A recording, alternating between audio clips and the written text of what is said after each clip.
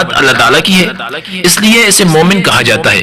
دنیا میں جب فتنہ و فساد پیدا ہو جاتا ہے اور انسانوں کی جان و مال خطرے میں پڑ جاتی ہیں تو اس صورت میں اللہ تعالیٰ اپنی صفت مومن کی بنا پر ان لوگوں کو اپنی پناہ ملا کر امن دے دیتا ہے۔ قرآن مجید میں خود اللہ تعالیٰ نے فرمایا ہے کہ ہم نے بیت اللہ کو لوگوں کے لیے پناہ اور امن کی جگہ بنایا ہے۔ اس کے علاوہ اللہ تعالیٰ ہمیں صاحب ایمان بننے کی توفیق بھی عطا فرماتا ہے، اس لیے بھی وہ مومن کہلاتا ہے۔ مگر جب اس لفظ کی نسبت انسانوں کی طرف ہوگی تو اس کے معنی ایمان لانے والے کے ہوں گے۔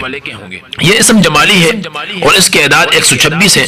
اس اسم کو کثرت سے پڑھنے والے میں امن و پسندی اور استقامت کی خصوصیات پیدا ہو جاتی ہے۔ اس کے فائدے ہیں بہت سارے، لیکن میں آپ لوگوں کے سامنے دو فائدے اس کے پیش کرنا چاہتا ہوں۔ شوہر میں محبت پیدا کرنا اور وہم اور وسوسے کی بیماری کا جو علاج ہے بہت آسان ہے۔ اس میں اگر کسی عورت کا خاوند بد اخلاق ہو، بات بات پر بد زبانی اور بد سلوکی